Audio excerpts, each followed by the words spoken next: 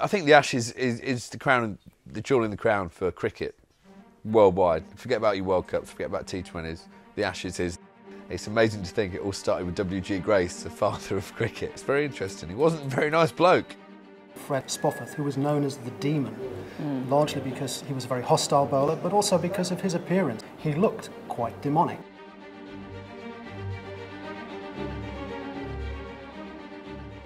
There is a history between Australia and England that goes back in sport like no other. I mean, essentially, cricket has been played as an international sport before there was international sport. They've got this hot new batsman called Donald Bradman, who even 80 years later is still rated as the best batsman ever to have played the game. Of Bert Oldfield as he takes the ball on his head and suffers a fractured skull. You know, if you talk to people in Australia about bodyline, it's still very much a raw nerve. Douglas Jardine is still seen as the great villain of cricket.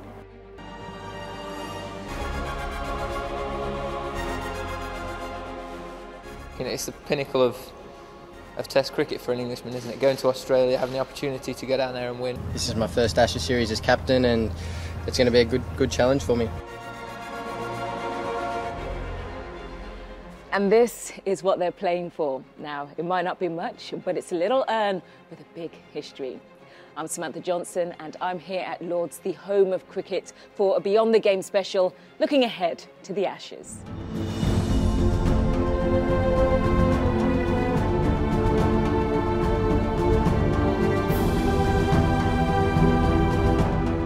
For 140 years, the cricketing world has been captivated by a series of matches that have taken the game of cricket far beyond any other rivalry and into sporting folklore, the Ashes.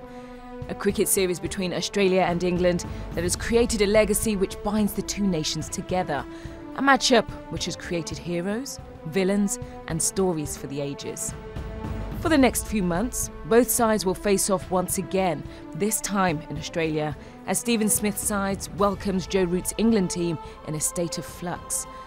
But while the series is being played in Australia, its history begins in London, and that's where we'll try and untangle the history of world cricket's longest-running battle. So Lord's may be the home of cricket, but the home of the Ashes is actually here at the Oval in South London.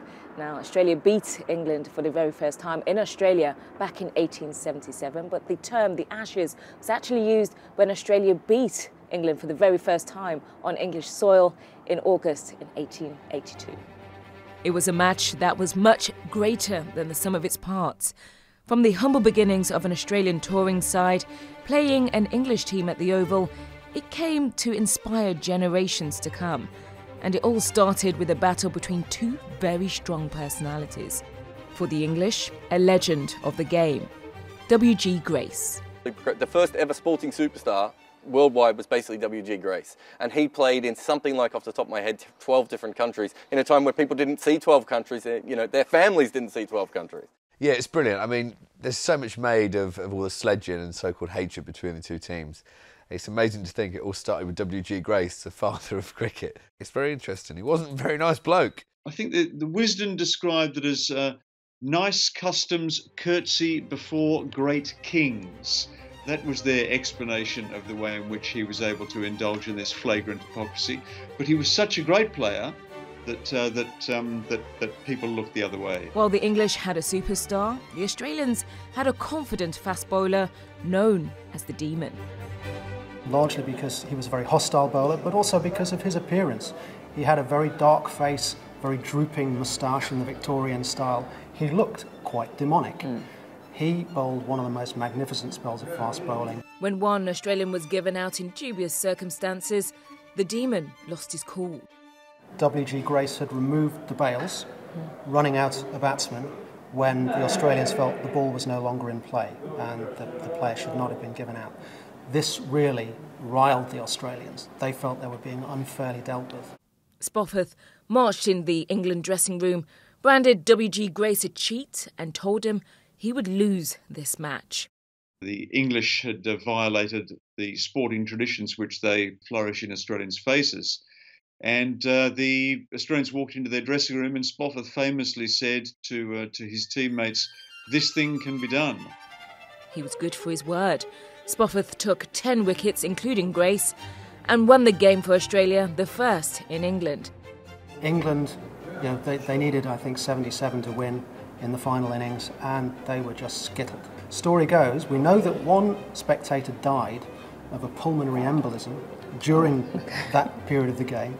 Another is reputed to have gnawed through the handle of his umbrella.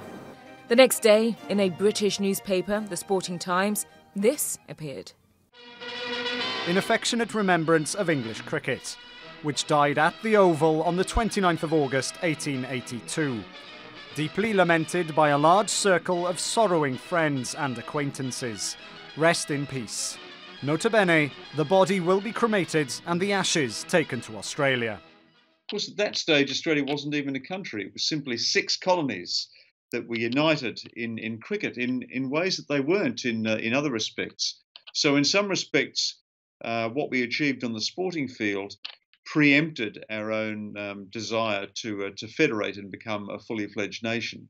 The concept was a triumph. Once the English press caught on to the story, within weeks an English team set sail for Australia. The English team, captained by a man named Ivo Bligh, vowed to return the Ashes to England. His Australian counterpart, Billy Murdoch, vowed to defend them. The Ashes series was born. But for all the bluster and bravery on the pitch, it's actually a love story which brings this rivalry its curious prize. The English team stayed at a place called Rupert's Wood House in Sunbury, Victoria, and they played a scratch game against some estate workers. The lady of the house, Lady Janet Clark, was a bit of a joker. She bought into the spirit of the idea. I'm seeing a theme here. There's a lot of joking going on here. She bought into the idea, and she thought that by winning this game at Rupert's Wood, Ivo's team had already regained the honour of English cricket and should be rewarded with the Ashes. So she brought this little thing down from what we think was probably her dressing table. It may have been a perfume bottle or an ointment jar of some kind. And she burnt a bale that had been used on the wicket in the match, placed it in the urn as the ashes of English cricket, and presented it to Ivo. And there's another little twist to this tale, because while he was staying at Rupert's Wood, Ivo had actually fallen in love with the Clark family governess. A lady called Florence Rose Morphy. And the urn, it became a token of their meeting, really, and it stayed with them after they married. Ivo became the Earl of Darnley, and they lived at Cobham Hall in Kent, and this little object stayed on their mantelpiece in Cobham Hall for the rest of Ivo's life. In the years to come, the trophy itself would be lost and found. Only a chance meeting on a ship between English captain Pelham Warner and the woman who created the trophy, Florence Rose Morphy, would revive the tradition and drag it into the 20th century. As the series progressed, these hallways at Lord's played host to the original superstars of the growing game on these famed honour boards, and they'll be forever remembered for taking 5 wickets or hitting a century. But one name in particular stands out: Bradman. What a mixture of clever calculation and attractive audacity is the cricketer Bradman. At times you begin to regard him as a machine, and then comes the flash of activity which proves him... In a nation which prides itself on sporting excellence, Don Bradman made Australians feel head and shoulders above the rest. In a career spanning 20 years, he was so far ahead of his contemporaries, so dedicated to his work. His success on the field was held partly responsible for the nation's survival during the Great Depression. Having discarded his cap, Bradman employs some of his most daring shots in a great knock, which includes 17 fours and 4 sixes. Unemployed families would come to see the boy from Bowral hit record after record. Don Bradman is a huge name. He is the best player who's ever played this game. And don't listen to anyone who says it was in the olden days, the bowlers weren't as fast, la-di-da. His average speaks head and shoulders, stands him head and shoulders above anyone else who's ever played the game. I absolutely revere Don Bradman. I wish I could have met him. Simply the best player of all time, and he plays a massive part in the history of the Ashes. Don Bradman laid the foundations of his career by ceaseless practice. It all started in a backyard of a rural town a few hours from Sydney. With a golf ball and a cricket stump, he honed a talent which would change the game. Well, he was certainly hugely important in the 1930s, partly because Australia was a relatively small and isolated monoculture. And in a sense, Bradman, because he achieved great things in the forum where it counted, before the English, on their own pitches. R.C. Roberts in Glasgow, the English cricket writer, says that Bradman was a world figure. What we achieved against each other on the cricket field kind of enriched both nations. In his 52 Test matches, Bradman scored 6,996 runs, averaging 99.94, effectively scoring a century every 3 times he walked out to bat. His statistics still loom over the game long after his death, and his rise really began at Lord's. His first time at the home of cricket, in just his 6th Test match in 1930, Bradman smashed the English attack for 254 runs, an innings he would later call the best of his career. In the 5-match series, he would score over 900 runs, including a triple century in a day, on his way to a world record. Records from that day still stand. It confirmed his stature as a great of his age, and in time, the greatest to play the game. But the English had a way to combat the talent of Bradman, and it was a tactic which still causes arguments to this day. Probably the most controversial series in Ashes history was what's known as the Bodyline series in 1932-1933 down in Australia. It came at a time when a lot of Australians were beginning to question their relationship with the so-called mother country, the United Kingdom. In the First World War, a lot of Australian soldiers and New Zealand soldiers had been killed at the Battle of Gallipoli, at the Dardanelles. And English command, British command, was thought to be responsible for those deaths. Come to the early 1930s, and you've got this feeling that England and Australia are drifting apart. Australia, meanwhile, has been dominating on the cricket field. They've got this hot new batsman called Donald Bradman, who even 80 years later is still rated as the best batsman ever to have played the game. And 2 years later, when the English team went out there, they had to do something to stop Bradman if they were going to win the series. Yorkshire's Harold Larwood was out to kill. Under the direction of England captain Douglas Jardine, he's the man who introduced body bowling. Watch as Australian captain Bill Woodfull gets a sickening blow over the heart as he tries to duck. Or Bert Oldfield as he takes the ball on his head and suffers a fractured skull. The tactics of the English team were actually such a shock to the Australians that the Board of Control sent a protest cable to the Marylebone Cricket Club here at Lord's. Now all of this came as a shock to the gentlemen of the MCC because you didn't have television in those days. You weren't even seeing newsreel footage until a long time after the game. So the details of what was happening out there in Australia, they really didn't have a clue about. While our friend Mr. Neil Robinson, the curator of cricket's greatest library and the museum which still holds the Ashes to this day, is trying his best to be diplomatic to his employers, the spirit and the execution of Bodyline looked more like this. With Harold Larwood, the most feared bowler of his generation, he set his targets not on the wickets of the Australian batsmen, but at the batsmen themselves. With great accuracy and speed, he could narrow in on the body and place his field so if the Australians played a shot to defend themselves, there would be an English fielder there to catch it. Like it or lump it, it worked. English captain Douglas Jardine had just schemed one of the great plans in cricket to silence Bradman. It is no doubt correct that this is the first Test series in which real fast bowlers have bowled leg theory with a scientifically placed leg field. It took a long time for the furore to die down after that. The very next series, which was held in England in 1934, the Australians would only tour if Douglas Jardine, who'd been captain on that Bodyline tour, didn't captain the team, and Harold Larwood effectively never bowled for England again. Things did calm down, but I think if you talk to people in Australia about Bodyline, it's still very much a raw nerve. Really? Wow. Douglas Jardine is still seen as the great villain of cricket, even after all these years. And even though he's rated by a lot of English people as one of the most clever and successful captains, it's a bone of contention between the two countries that's sometimes brought up when tensions are at their highest. But Bradman and cricket would survive the Bodyline series. His career lasted another 15 years, but it would be split by the Second World War.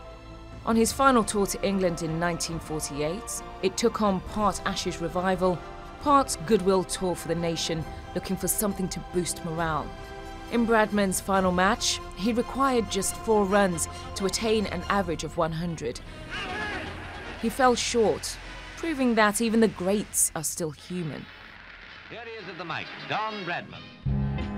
England fast bowler Bob Willis sends down a bouncer in the Brisbane Test match. The game's changed since the days of Bradman. For a while, the hair grew longer, the chest hair was in full flow, and the series wins went back and forth. Through the 70s and 80s, the Australian cricket team was basically what the Australia wanted to be as a country. Wanted to be successful and cocky and have really big hair and, you know, open its shirt up a little bit.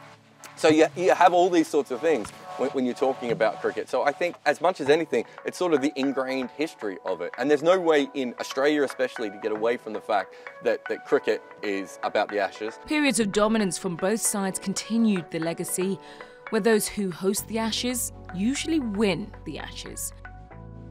The great Australian side of the 90s and 2000s began their journey to the top of the world rankings through the 1989 Ashes series under the captaincy of Alan Border.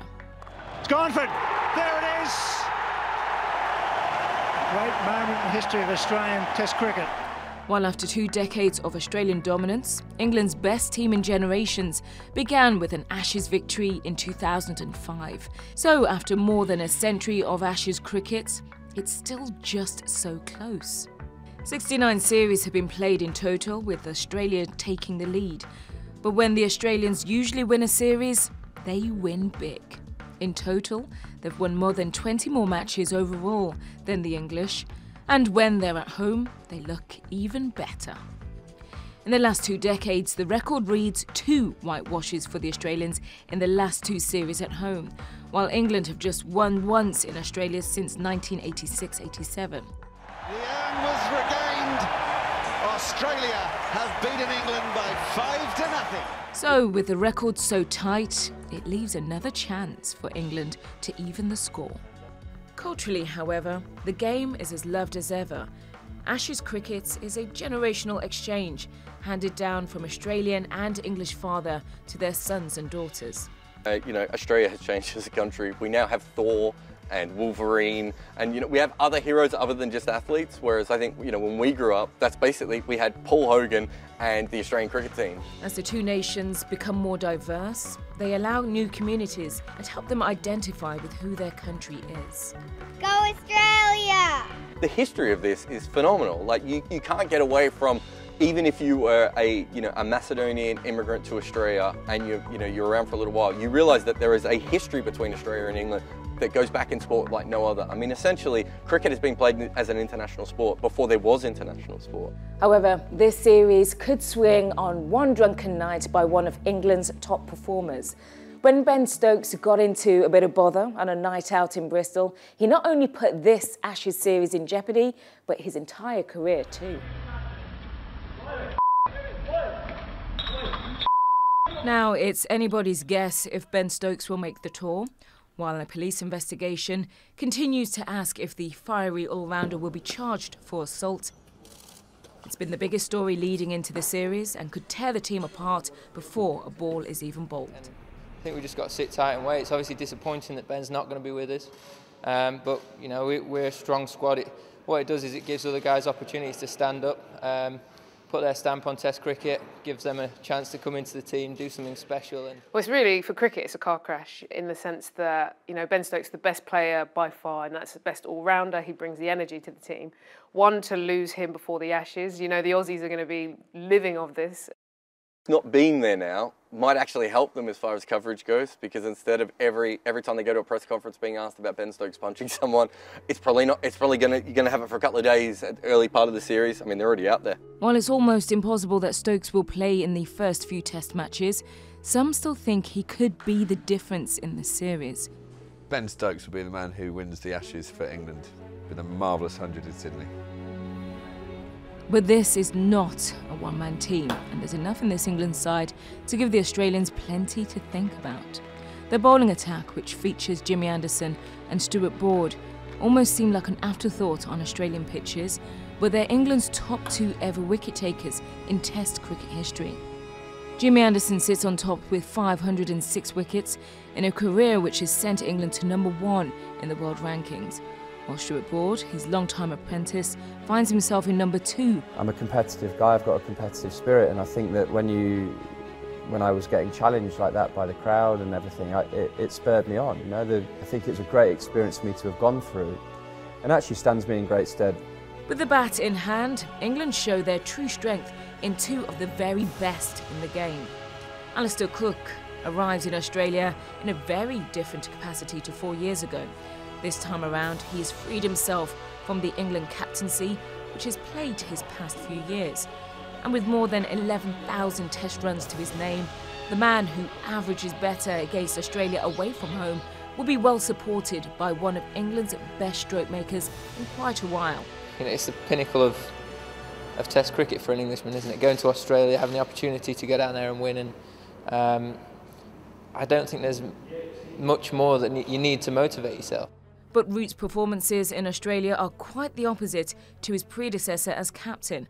The young England skipper had a horror and has used it as motivation for this time around. The trip to Australia will be held by a home team, eager for revenge. This Australian side hold a few aces in the deck ahead of the Ashes. The likes of Smith, Stark and Warner offer home fans a certain confidence ahead of the series. But the selectors have also dealt England a joker in selecting. Not untested, but unproven wicketkeeper Tim Paine. Been given this such an incredible opportunity that I probably didn't think a couple of years ago I'd ever get the chance to do. So, yeah, I think to do something special, again, my batting and stuff like that's been well documented. It hasn't been terrific. But while the question marks are raised over the potential selection of the man behind the stumps, the man behind the helm of this side, Captain Stephen Smith, has no doubts over why he is the man to watch this summer.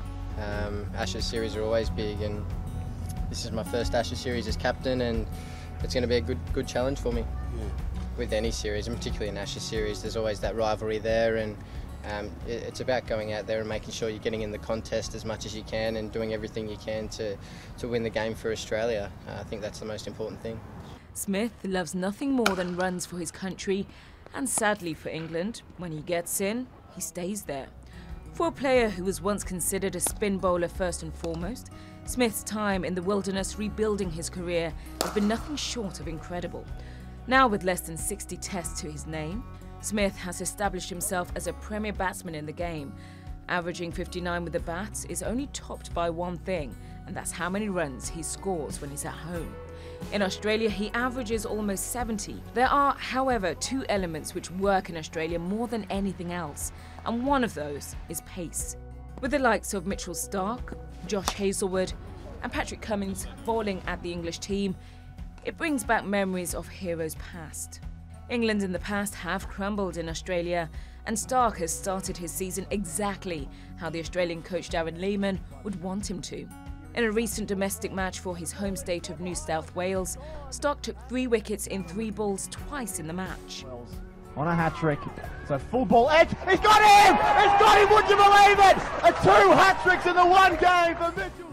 And while they're fearful of the pace of the Australian bowlers, there is one final thing to contend with. That's the Australian crowd. I mean, look, I'm from Melbourne, I'm allowed to say this, we're basically vicious dogs. I was there when they threw golf balls at English players. I've been in the MCG when they have thrown urine at cricketers. Do you know what I mean? Like, and at other spectators. It's a different place. Sledging. It's a technique that's as famous in the Ashes as the urn itself. For over a century, the rivalry has been littered with quotes, comebacks and verbal gymnastics, and all to get inside the opponent's head to gain an advantage. Nothing is off limits, and most of the time, it works.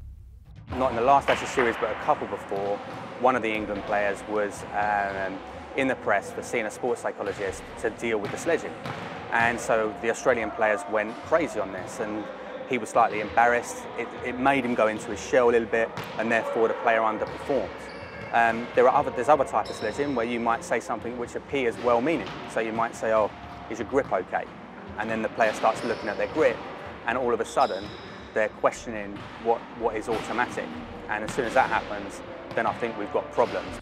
It can be quite lonely at the crease, but when you're facing that bowler and surrounded by the hostile opposition, that's when it becomes a real test of one's mental stability.